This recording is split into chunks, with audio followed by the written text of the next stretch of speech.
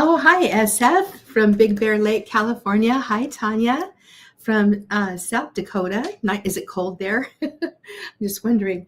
I was just talking with one of my friends from Indiana right before this, actually, and oh my heavens, she said it was negative. What was it? -6 or 7 or something. And I'm like, wow, we haven't had a whole lot of cold here this year. And then today, it's the coldest it's ever been this year. We've been in the negatives, in the single digits before, but yeah, it's crazy. Finally, it's getting cold, and we're already in January. Uh, so, Jean, hi. I'm from Valley Grove, West Virginia. Um, oh my goodness, Tanya says yes. -11. Oh wow, yeah.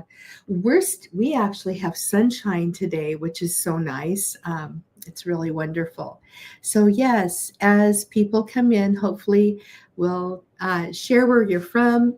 And so this is just kind of a special series of talks I thought that I would do for you guys this week, because it was funny. Let me go grab something really fast. I just want to share this.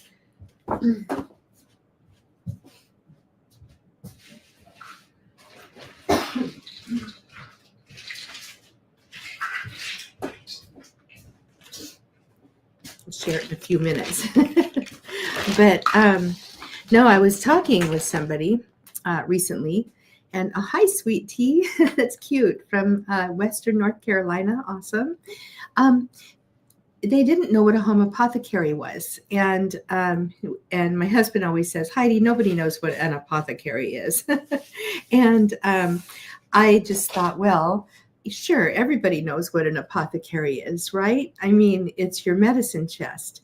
And most of us in these modern days, we think of our medicine chest when okay, I'm going to take you back to when I was before herbalism. Oh, Nada says it's cold in Florida. Ooh, that's really cold if it's cold in Florida.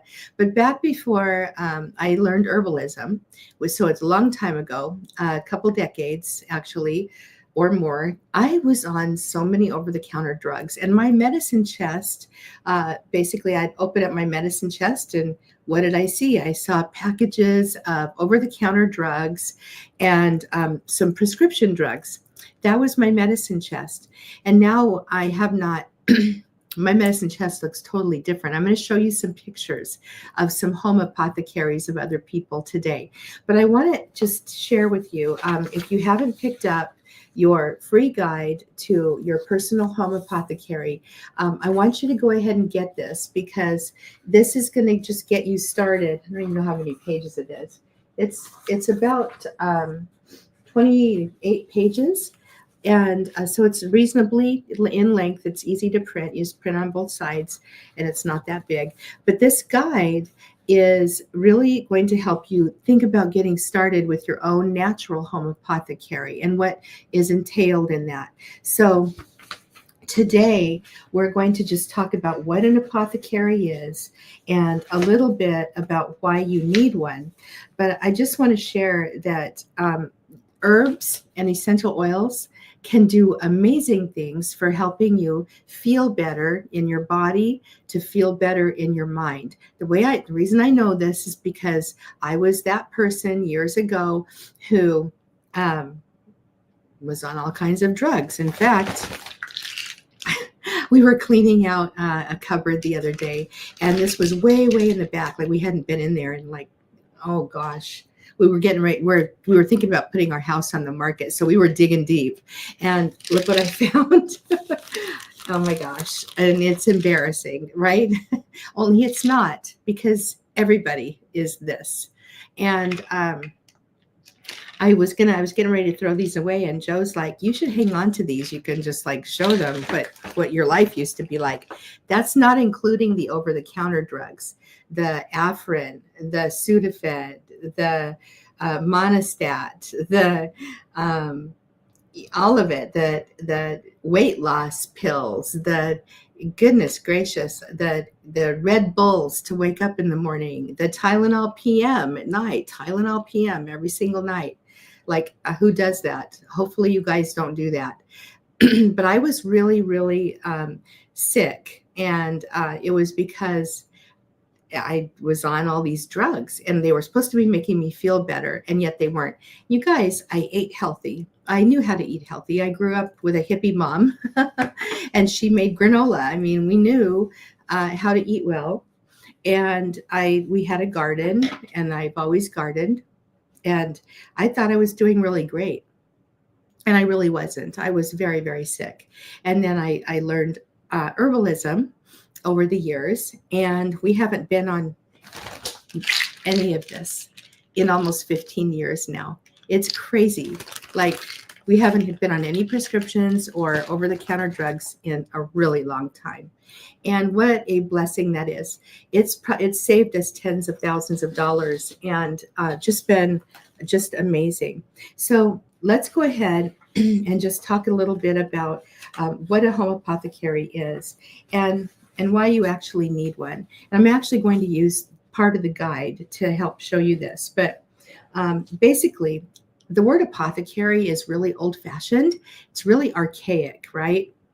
If you're coming in fresh and new, put your student hat on for a moment, and then we're going to go into a live herbal chat at the end, so you guys can ask me all kinds of questions. You're very familiar with these, I hope, if you're new here, but I do answer live herbalism questions for people at the end of these. So I want to just share, if you've got a question, if you have anything you want to ask, save it, and we're going to have a chat at the end between all of us, and it's a lot of fun. So anyway, home apothecary. Be sure to, if you're coming in new here, grab your guide. I've got the link up above in the chat, and actually I will put it in there one more time for you so you can grab it. There you go.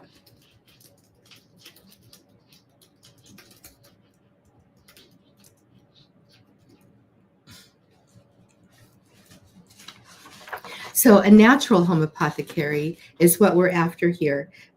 Apothecary basically means your medicine chest, okay? And there's just been a huge rise in interest in herbalism, thank heavens, in the last couple, 2-3 decades. And it started with the hippies. The hippie movement in the 1960s, which is when I was born, the Back to the Earth movement. They went and basically got tired of all of the, the systems, I guess. And they went and they learned herbalism, some of them, and went back to the earth. And people thought they were weird. And now herbalism is actually becoming legitimized, especially aromatherapy. When you think about aromatherapy, we've got actually that some hospitals have integrative health with it. But really, a lot of people are wanting to learn herbalism these days and have a natural home apothecary. A home apothecary can do a lot of things for you, okay? It's really wonderful to have, and you can do really beautiful things with them. They're very interesting. In fact, if you look back here, this is kind of a little picture of what one might sort of look like if it's a small one. But when you learn herbalism and you have a home apothecary, you can actually create custom formulations for people, your family members and your friends, and you get to enjoy better health choices. I know there's been a few times that and my students, I've got examples from students, we've gone to the doctors and they have said, take this pill or get these stitches or whatever. And guess what? We have the right of refusal if we don't want that. And there have been times where I was told, oh, hey, I think you better get stitches in that deep cut on your, your knuckle. I cut my finger almost to the bone one time. And I went into a pharmacy guy to say, hey, do you think this needs stitches? Just in case, because I didn't want to go to the clinic. And I was out of town. I was an hour away from my home at that point. And I was like, well, I think I'm just going to suck it up, Buttercup. And I used my cayenne powder in it. I wrapped it really tight and I splinted it. And I don't even have a scar. I can guarantee you if I'd had stitches in that area directly on a knuckle like I had, I wouldn't have free range of motion with my finger at this point. And I do. So that's what an herbal apothecary can do for you when you have the right things on hand. You save a ton of money, especially in the long run. You're not going to save it right away as you get your things ready, but you save it in the long run. And you get to connect with nature. You get to connect with the plants on such a deep and profound level. It's amazing. And many people decide that they want to, start growing their own. And that's why, it's really, really amazing. It's really important to know, you guys, that, and I'm not going to continue talking forever here. We'll go into Q&A really quickly. But in the last couple of 100 years, and I want you to listen to this, and I want you to tell me in the chat how this makes you feel, okay? Or give me a yes, even if you just understand. But over the past couple 100 years, the knowledge of herbal medicine, which is the traditional people's medicine, has been stolen from us. It's been stolen. I used to say that we need to relearn it. And I was trying to be politically correct. I was trying to be, quote unquote, kind. But the fact of the matter is, this knowledge has been stolen from us. Stolen. We're victims, okay? It's not your fault that you don't know this. It's not my fault that I didn't know this until I decided to learn. It's because of the way we've grown up. We grow up taking pills. We grow up thinking it's our only option. We grow up thinking that, oh my goodness, we have to go to the doctor for literally everything or we're going to die. And we've taken, our options have been taken away. About 200 years ago, scientists discovered the active component in willow bark. Salicin is the chemical. And they decided, oh, let's just extract this and we'll put it in a pill form for people. And now nobody has to take that plant. And it made people really sick, a lot of side effects. And that's because salicin has to go through 2 metabolic processes in the body to get to the methyl salicylate that it eventually turns into. Well, Big Pharma decided, let's just put that right into somebody's body. So people were getting really sick. And then what they decided to do was to cover it up or buffer it with a coating so it didn't hurt people. And things just got worse from there. Basically, once the AMA was formed, the American Medical Association, they decided, along with the federal government, the FDA and the FTC, that they didn't like herbalists because guess what? Guess what happens with herbalism? There's no money. There's no money to be made. I can literally go and get my pots of herbs and make stuff and they're not making any money off of it. Or I can go buy some herbs from bulk herb suppliers or farmers who grow it, and guess who's not getting paid? The doctors, the big pharma, the health insurance industry. All of these entities have collaborated together to take this knowledge from the people. And it's time we relearned it. We're all victims. You guys, I cannot tell you, I wish you could feel where I was years ago. I was 30 years old and I was very, very fit. I could have been a fitness model. You wouldn't think that looking at me now, but I had muscles. I had a 6-pack abs. I looked great and I was sick. I had UTIs, at least one a month. I was always on antibiotics. My liver had basically almost shut down. A doctor told me this. And I had rosacea all over my face. Terrible, terrible acne. I had tons of yeast infections because of all of the antibiotics I took. My gut was really messed up. I didn't know any of this. I didn't understand why I felt so bad. I had allergies like crazy. I was always on Sudafed. I think one of the reasons why I have high blood pressure, and now I manage it naturally, but I had it back then in my 30s. And I think part of that was because of the damage that all the Sudafed and the diet pills did to my heart and my cardiovascular system. They all affect us. We go to the store and we think these over-the-counter drugs are safe, and they're not. We have people who are addicted to them, and it's sad and it's scary because it affects your health. People live on these and over the counters. over-the-counter drugs, and it's just sickening. You guys, there's a better way, and that way is to get your home apothecary built out. Okay, so let's go ahead. I'm going to share a couple pictures of how easy this is with you. And again, if you didn't get your free home apothecary guide, the link is up there in the chat. So just scroll back up there in the chat. You should see it. In fact, I'll add the link here again for you. I really would like you to get a hold of this. Okay. Let's look at some pictures. And I think let me see if I can share my screen. Oh, maybe I can't share my screen.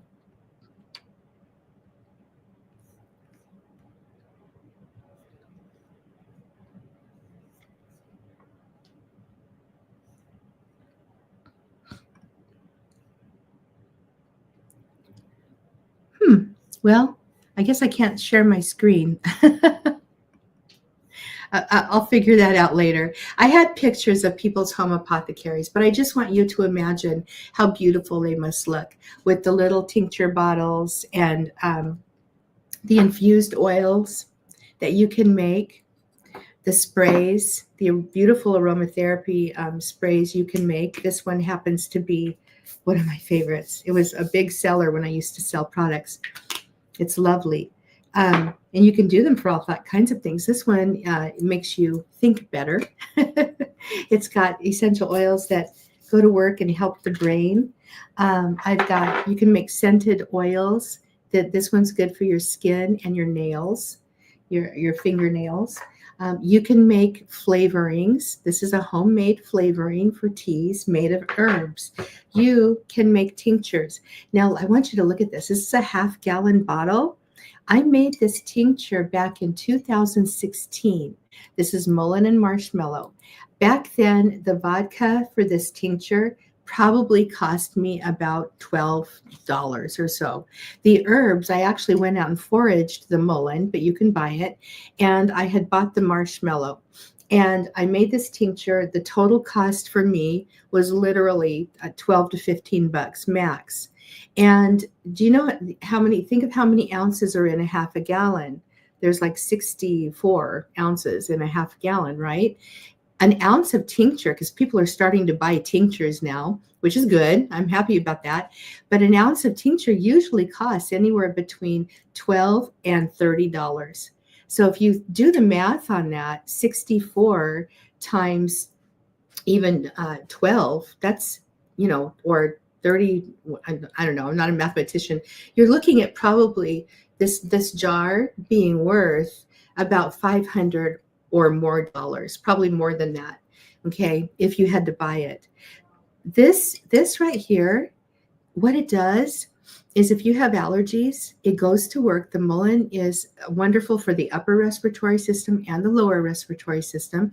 Marshmallow soothes and calms inflammation of the mucous membranes. So if you have congestion, if you have postnasal drip, if you have inflamed sinuses, if you've got your typical allergies, runny eyes, this stuff is amazing. It's so much better for you than Afrin or Sudafed or other over-the-counter medications. And you can make it yourself, and it's cheap. And look, this has lasted almost 10 years. That's how long it's taken us to use this, because you don't take very much. You only take about 1/2 teaspoon at a time. It's crazy. Okay, so I wanted to share that with you. A typical tincture bottle looks like this. This is a 2-ounce bottle, actually, and this is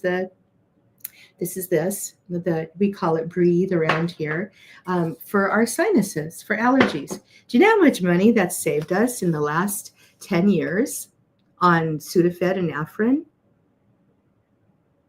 Like, it's a lot. Like, it's a lot. And on top of that, I want you to consider this. We all know that things are happening in the world these days, right? We all know that there are shifts and changes that are going on. I was listening to Donald Miller talk about this in his book. He wrote a book called The Story Brand Formula. It's for marketing. It's for the business. But I was listening to him, and he was sharing very well-researched information from a company that he wasn't allowed to disclose. He had a non-disclosure agreement. But he did share the information because eventually it's going to be public. But he said that they've done so much research on these entities in the world right now, the ones that don't like democracies, and they're very autocratic. They've got dictators, that kind of a government. They're conspiring right now, and they've got the research to prove this, to get rid of any democratic society in the world. So guess what? That's us. And what's going to happen when that happens? We're pretty much at the mercy right now of Big Pharma and the powers that be with our health, unless we know herbalism. Well, you get an autocratic government in there, and what's going to happen? Or if that social credit system that they keep talking about. What do you guys think of this? Do you have thoughts about this too? Or am I a wackadoo over here? Because I usually don't talk about all this stuff because, it's like kind of crazy talk, but I'm honestly getting to the point where I think we really need to discuss all this because things are coming down the pike that we aren't aware of. And it's nuts. Oh, Joe just printed these apothecary pictures out for me. So I'm going to go ahead and show you these. And then we're going to go ahead and go into a Q&A, and you can ask me all kinds of herbal questions if you want to. This is a picture of one of my students' apothecaries. Isn't that cute? This is after just about, a few months studying with us. So that's one example. Here's another example of a student who's got part of her apothecary there.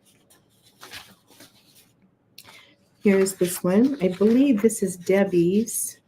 Again, after only a couple of months, okay? I used to teach elementary school and middle school, and I used to teach teachers for almost 40 years. I was all the way from preschool when I was very young, all the way up. I know how to teach, and I know how to get results quickly in people, and I show up. I show up live for my students all the time, and it's because I love it. Here's another apothecary. Just a few weeks, and all of a sudden, you're going to have all these little bottles, and you're going to have all the wonderful things ready to go. Salves. I didn't even show you a salve. Salves are amazing.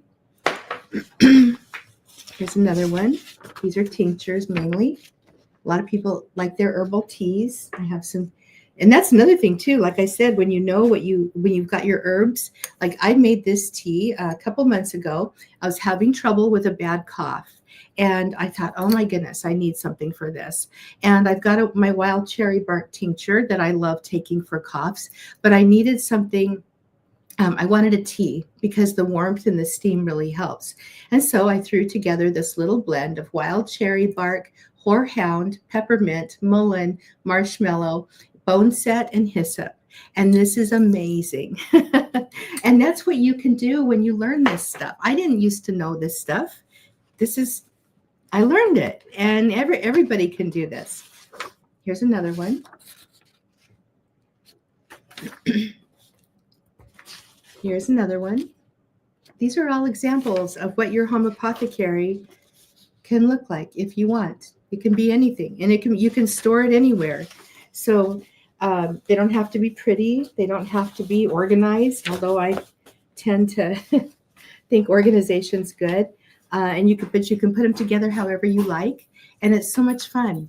And that's what a home apothecary is. So tomorrow, or not tomorrow, but on Wednesday, we're going to get into the nitty gritty.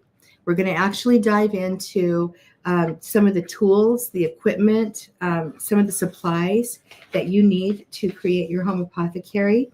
And then on Friday, it's going to be really exciting because we're going to actually talk about 20 plants that are really nice to have to get you going. And you're going to be surprised because a lot of these you can just go to the grocery store and get. Okay, so I want to go ahead and make sure you get your home apothecary guide. So I'm going to go ahead and put that link in one more time. It's free.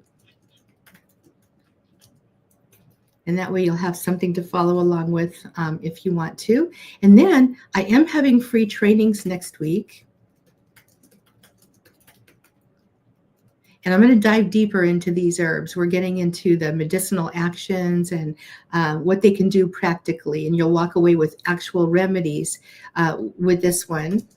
And you can get all of these in the grocery store. So this training is on top of this little series I'm doing for you guys. You do have to register for this. It is free, but I have limited seats, and usually it fills up.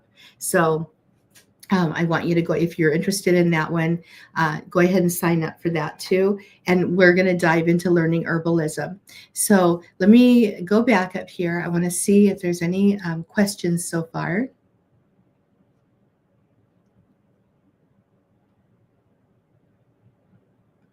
Oh, Anth is from Australia, right in the heat of the summer, the heart of, oh my goodness. Yeah, Joe loves summer. I honestly don't like summer. Summertime is really hot for me. I'm a cold weather person. My ancestors are Swiss, so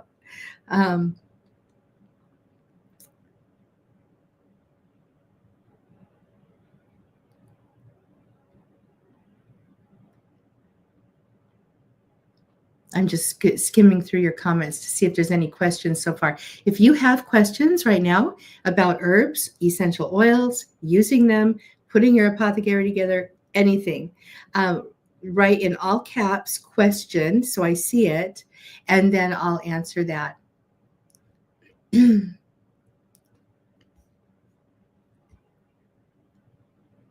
Jenny Lynn says, I'm looking forward to the other chats and the webinar and excited to have Ditch the Drugstore starting soon. Yeah, it's really great. You know, I can share with you a little bit about when I started putting my home apothecary together. And then I'll answer Dennis's question here. But when I first started, there was no internet. And that's when I picked up a book in a feedlot, a feed store, and it talked about herbs. And I was like, oh, this is weird. But something told me to buy that book. It was probably the Holy Spirit. And I ended up buying it. And that's when I made my first couple of tinctures, and for things I was dealing with, and they worked. I was sold. And I looked and looked for information. The internet was just brand new at that time, and I couldn't find any information. So that book became my herbal Bible for a long time. And then more and more books started coming up, and then more herbal things started popping out. Unfortunately, a lot of them were linked to witchcraft. And, that's very, very common, actually, because there's a lot, I don't know, we won't go into all of that, but a lot of Christians feel kind of funny about learning herbalism because they assume once they get out there and they start looking at the common herbal stuff that maybe it's a little bit witchy, and a lot of times it is, but we are Christians here, and that's how we,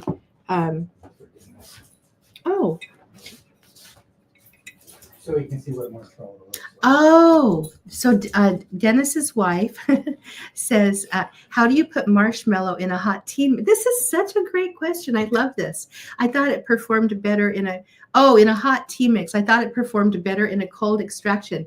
Oh, I thought you were actually talking about the marshmallow candy, which actually the marshmallow candy comes from marshmallow root. This plant right here, this is the leaf, but it comes from the root. And I actually have a recipe for the marshmallows, homemade marshmallows from marshmallow root in the masterclass for marshmallow inside the tribe.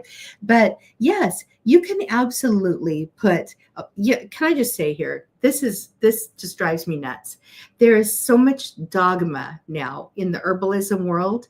It's almost like it's like, do it my way or you're wrong, you know? How many of you have heard that in the herbalism world? Like, it's got to be done like this or it's wrong. I'm here to tell you it doesn't. It doesn't have to be done in exact perfect way.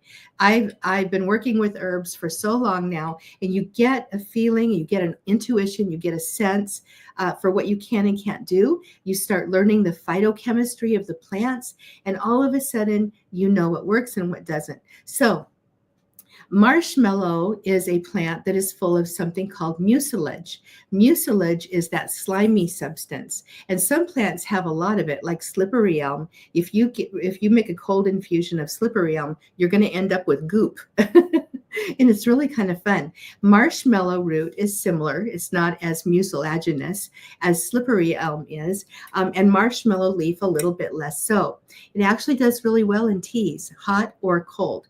Now, if you want to extract a lot of the mucilage, a cold infusion is best, but you're going to get plenty of it in a hot infusion. And then you're going to hear, oh, don't ever tincture marshmallow because you're going to get a big glob of stuff in your tincture. And that is true if you use high proof alcohol. However, marshmallow leaf tinctures really well in 80 proof alcohol. Do you want to know why? It likes water. Mucilage likes water. It doesn't like alcohol. Well, 80 proof alcohol is actually 40% alcohol and 60% water, so it does quite well. So you can see there's actually a lot of flexibility in herbalism, and you just start learning, and then you figure it out, and it's so much fun. Let's see here. But yeah, that's a great question. And marshmallow root makes amazing marshmallow candy. For real ones. Ashley says, question, do you have any recommendations on books for drug interactions and herbs? I do. I have a couple. And let's see. Let me grab this one here. This is a really good one. The only problem with this one is it's old. And as we know, Big Pharma is always changing and adding new drugs. But in terms of being really helpful, the A to Z Guide to Drug Herb Vitamin Interactions is a really good one. There are a few others. If you don't want to buy an actual book, what I suggest is, and I normally don't like those, medical sites. They're pretty basic. But WebMD and RX List, if you go to their interactions tab for whatever you're looking up, you're going to get a huge list. And I want you to take that with a grain of salt, because if there is any study anywhere where there's been a negative reaction, they're going to go ahead and be talking about that on their site. So just be aware that sometimes you don't have to worry about everything that they say, but it's a starting place for you to get information. And that book I just showed you is a really nice starting place too. Tammy says, question, will you be doing anything on wormwood? I've started growing it. A gardener got the herb wrong and corrected them. Felt good to know my herbs. It really does. When wormwood is the Artemisia species of plants, or genus of plants. Those are your wormwoods. Generally, they're all known as some type of wormwood. Even sagebrush that you find out in the desert is one. Mugwort is a species. But yes, we will eventually be doing something on wormwood inside the Confident Herbalist tribe. Absolutely. But it gets talked about quite a lot. So if you have a question about it, just, ask in the group if you're in the tribe. Jenny says, question, I got a little ambitious and bought a pound each of mullein and marshmallow. Oh gosh, I did the same thing when I started. Is there stuff I can possibly throw together other than just those tinctures? Yes. So marshmallow leaf, this seriously is, are you guys familiar with my formulation triangle? I have a video on it here on YouTube, so it's free. You can get it. And if you go to my website at healingharvesthomestead.com, I have an article, and you can even get the PDF. But there's a 3-point formulating triangle that many, many herbalists use to create blends with, and it works almost every single time beautifully. Well, marshmallow, because it's so soothing and it supports the mucous membranes of the body, this is one of those herbs that goes in the harmonizing or the supporting category when you make your blends. So I love having it on hand because I use it in a lot of things. In fact, did I put it in this tea? I did. So let's talk about why I added it to this tea. This is the tea I showed you a moment ago that I created when I had the bad cough. Wild cherry bark, okay, horehound, peppermint, mullein, boneset, and hyssop. So think of all those marshmallows in here too, but those are all really rather drying herbs. They are going to be rather harsh on the mucous membranes of the body, because when you are taking something that's dehydrating, it doesn't just affect your mouth where you feel thirsty. No, it goes to work, and they can affect from, you have mucous membranes all over your body, from your brain, your sinuses, your entire GI tract, all the way from start in your mouth to the end. You've got them everywhere. And so when you add marshmallow to a combination like this that's really drying, you're offsetting the drying factor while still getting the benefits of those other herbs in the mixture. So yes, marshmallow is one that you can add it to a lot of things. And if you're a dry person anyway, like if you have dry skin, if you have dry eyes, you can add marshmallow even just to food, or even just make a little tea with it in the morning or the evening. You can let it soak in cold water overnight, and then in the morning strain it off. You're going to have a good little beverage to sip on. Okay, let's see here.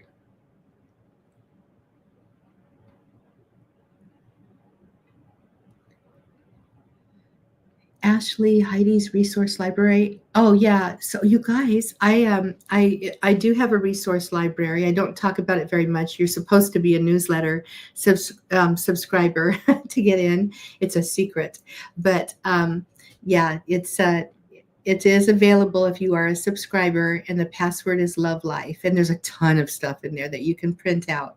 Tons.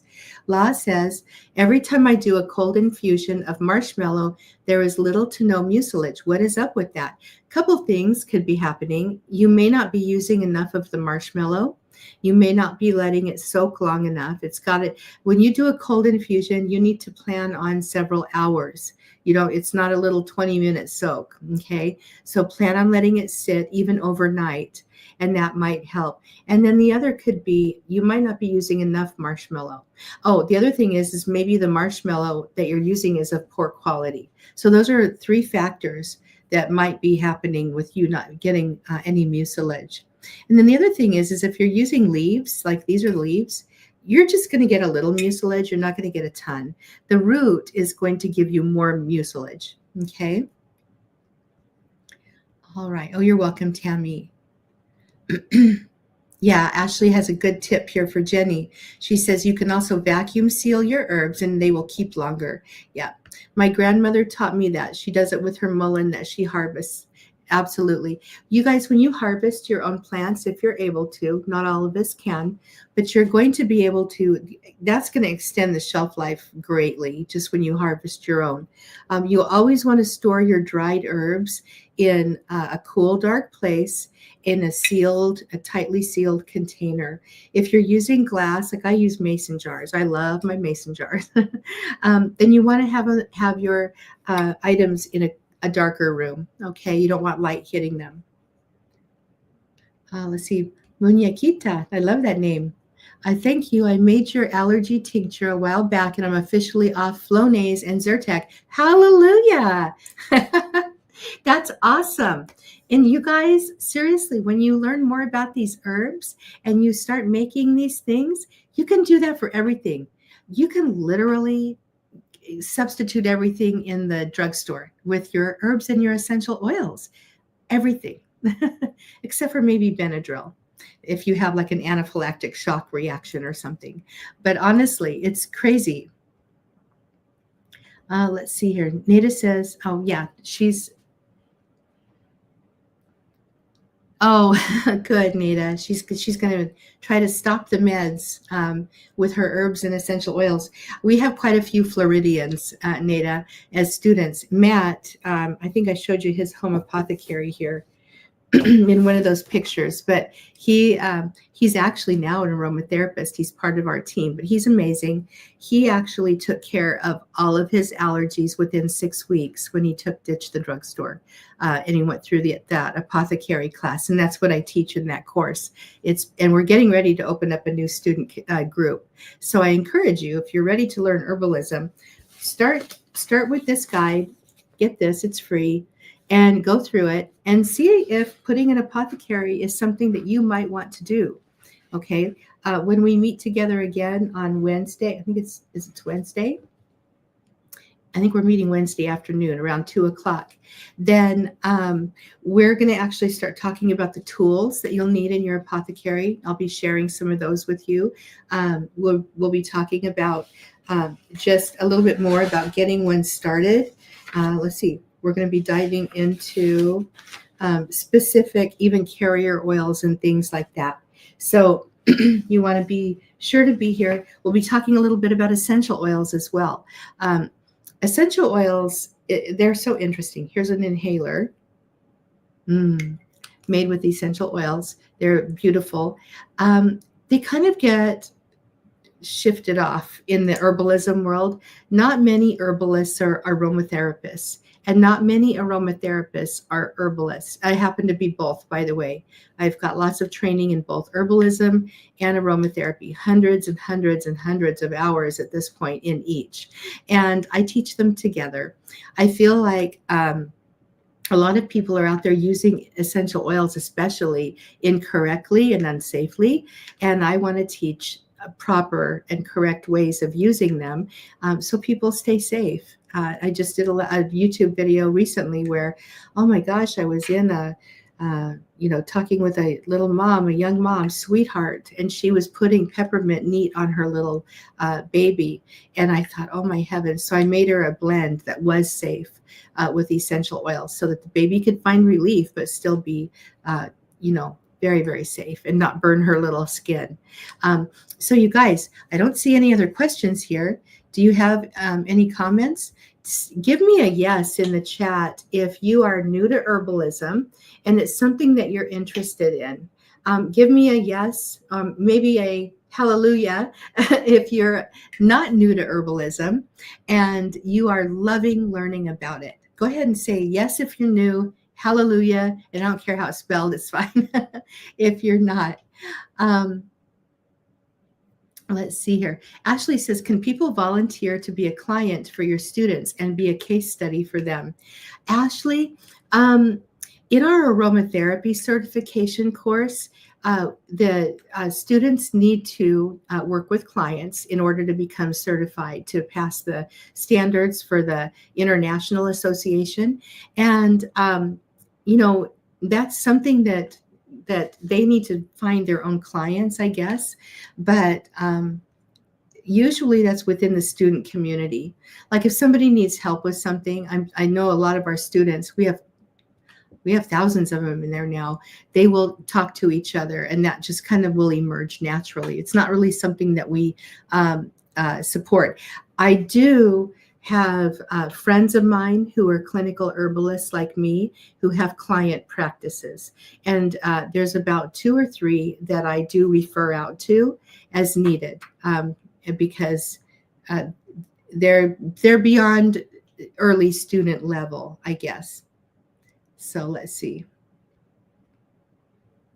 But I don't know. I think a lot of our students are at that level now. They're working with, actually, a lot of our students are working with clients. Best thing is get into the school somehow and get into one of the groups, and then you can start asking in there. You guys, and I just want to say this too, really quick, because was that Ashley's question? Yes. Just like me, and just like many of our students, we are our own first clients, you guys. Our body, like one of my students, Heather, years ago said this. It was so profound. She goes, she says, I in all these, she was like in her 40s. She says, I've never known my body better than I know it now. And that happens when you start learning herbalism. It just happens. It's wonderful. You get to know yourself. You get to know your constitution. You get to have an intuition about it. You can even go into your cupboard of herbs and go, what do I need today? And you'll know. And it's really, I know that sounds weird and kind of out there, but it's true. And you're supporting your body's health. You're supporting your body in its natural way to heal. Your body wants to heal. There's not a body out there that doesn't want to heal itself and regain balance. The problem is that we're hurting our bodies. We keep putting pills in our bodies. We keep putting all this garbage in our bodies. Now, I just want to say here, I know some people need their medications. And I want to just say, I have a great deal of respect for the medical community. I know I don't come off like that sometimes when I speak, but I think doctors are as much victims as the rest of us, because they learn in medical school that herbs are bad and that we should just stay away from it. They're taught this. So it's really not their fault. I think doctors go into doctoring because they want to help people. In fact, my youngest daughter is going into her residency for medical, to be a medical doctor this spring. She's, getting her match days coming up, and we're going to go celebrate and find out where she's going to be doing her residency. And it's so funny because here I am an herbalist. I don't take those things, and I keep waiting for her to become a doctor so that I can go to somebody I trust. Just like, anyway, I know that sounds crazy. Monty Mo says, yes, awesome. Yes, new to herbalism. Jenny Lynn, hallelujah. You guys be sure to visit my website, healingharvesthomestead.com. There's hundreds of articles over there. The YouTube channel is a great resource. Get this guide. I'll put the link in here one more time for you. It'll get you started. I have an herbal remedy guide on the front page of my website too. You can pick up that. It's, I just want you guys to start, even if you don't take a course, even if you don't, whatever, or buy a book, but start. And I recommend starting with somebody you trust. And I have to say, you can trust my website. You can trust, my YouTube channel. And people get a little irritated with me, I think, on my YouTube videos, because I like to explain why things work. I like to explain why I'm making something. And people, I'll get comments like, they just want me to get to the point and share the thing. Well, then you're missing a lot of the why it works. And that's part of I teach. So anyway, I wanted to just tell you that and just remind you, please, take advantage of that. Sweet tea, thank you very much. Live in Life says, question, I have dried hawthorn berries that I want to tincture. Is there anything special I need to do to get the most out of the berries before tincturing them? Yes, hawthorn berries are extremely hard if they're dried. They're really hard. So what I want you to do is get a dedicated spice grinder. You can try to do this in a mortar and pestle, but trust me, you're going to be pounding for a long time and scraping for a long time. So get a little mixer or a spice grinder. Mr. Coffee works great. They're not expensive. You can dedicate it to your herbs. You don't want to mix coffee in with your herbs. It won't be good. But go ahead and grind them up and then tincture them. Okay. And if you're using dried, I would go ahead and probably fill that jar to just under halfway full. Okay. So a little bit more than typical for dried plant matter, just because it's so hard.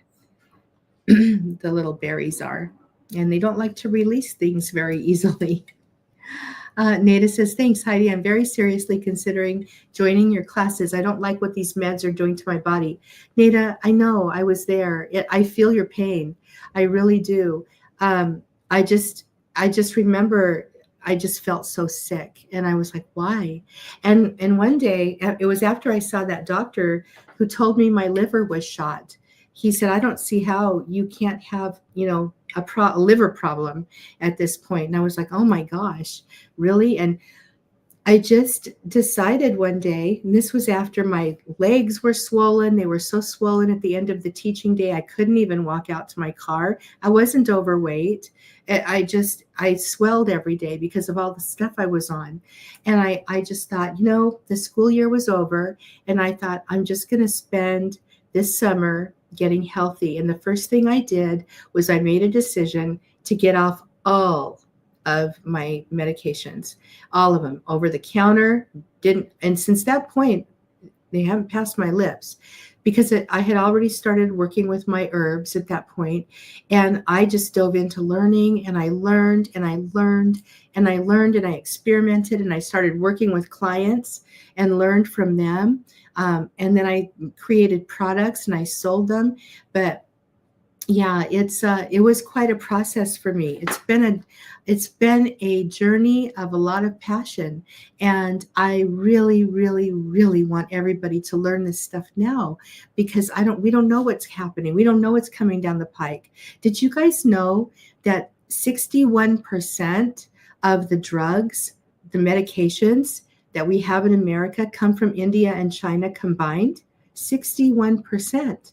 Did you know that only 10%, only 10% of the medications is sold here for our people here in the United States come from the United States? 10%. That's it. That's it. So, when we have these supply chain issues, hello, I think it's really time for us to step up and start learning this stuff, so we can. I want everybody sharing this with everybody, because we all need it. I think everybody deserves to know an herbalist, and just to have another viewpoint. Even if you decide to do the meds, at least you've got a viewpoint. Nada says, question, can you provide the formula with mullein and marshmallow leaf? Absolutely. In fact, I got a YouTube video on it. It's one of the first ones I did.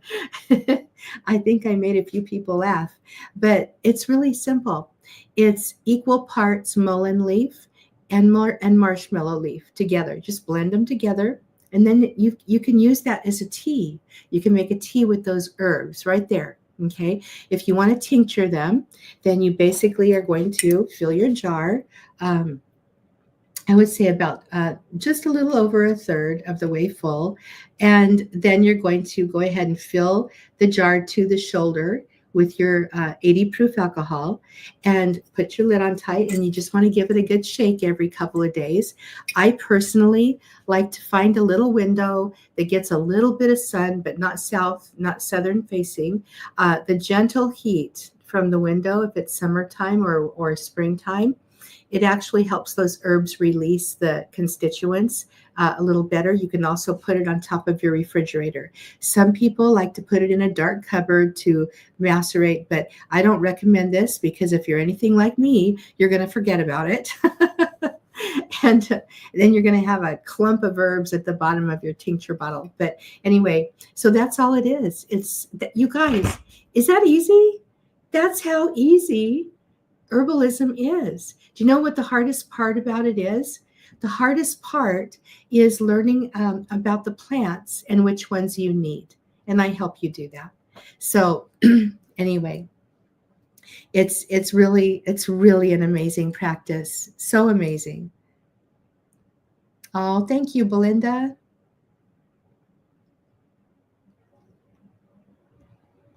Oh, thank you, Tammy. I appreciate that. Tammy says, I love your YouTube videos when you teach your herbs. Thank you. Yeah, I think it's irresponsible to share a formulation and not explain why it works. And it makes me wonder, are people just getting these random recipes? Like, do they know why it works? I think that's kind of important. You want to know why something works. It's like this tincture. Why does it work? I just explained that to you guys, why it works. But are you likely to take it? If you don't know why it works, isn't that just kind of like taking a mysterious pill from the doctor? It's the same thing. Why do these bitters work on the digestive system? Why does this beautiful special oil blend work for your skin and your hair and your nails? Why? What makes this work? What makes this spray helpful for your brain? Literally, like it'll wake you up. What makes it work? What makes this inhaler? What makes those essential oils work? It's the chemicals in them. It is the beautiful, beautiful chemical mixture in each of those. And you guys, God made the plants perfectly. He made everything perfectly, didn't he? We know this. And we just need to start learning how to use them again, like we're supposed to.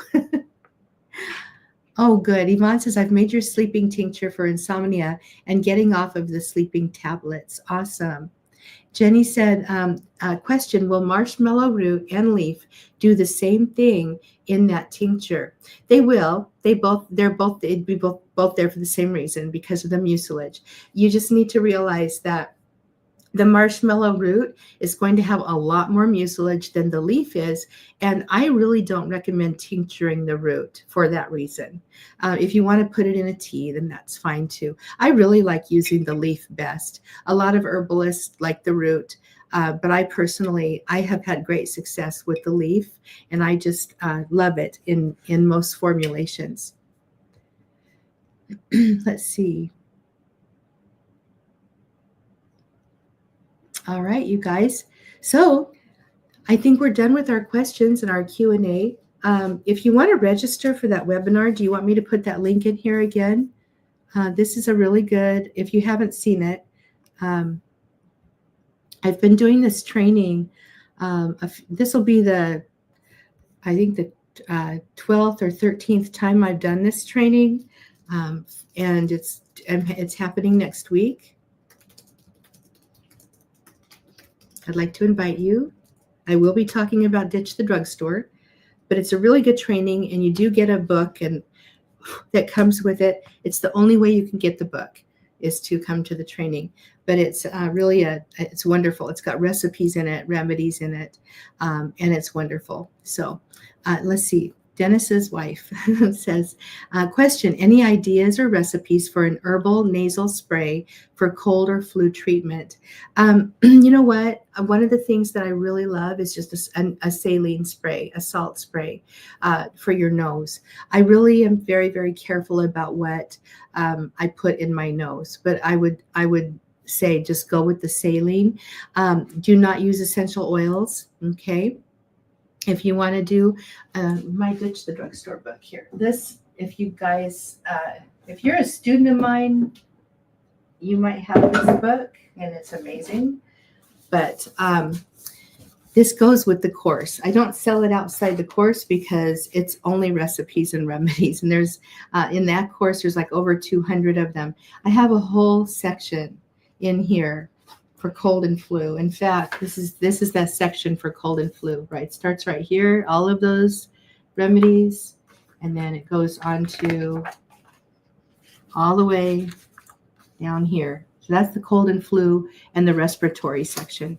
And I created this to work with children, with animals, with elders, with adults.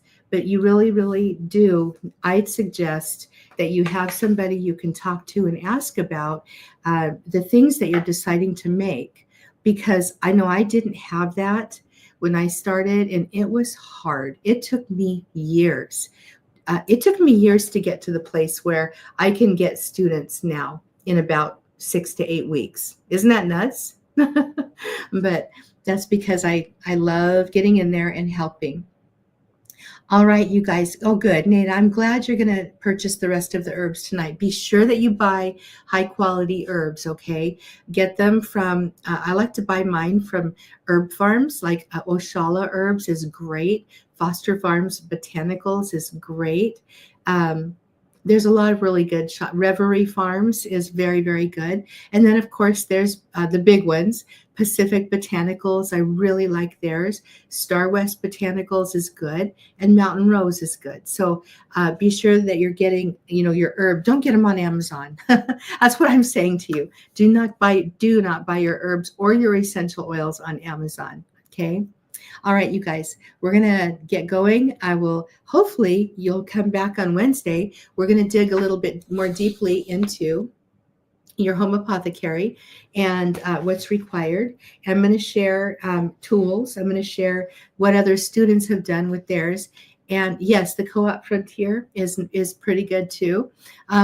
If I buy from the Co-op Frontier in a store, then I'm always careful to look at, the viability and the quality of the herbs, because sometimes they've been sitting there for a long, long time and you don't want those. Okay. So just be careful and make sure that you are buying high quality. Layla is greetings from Switzerland and the Heidi country.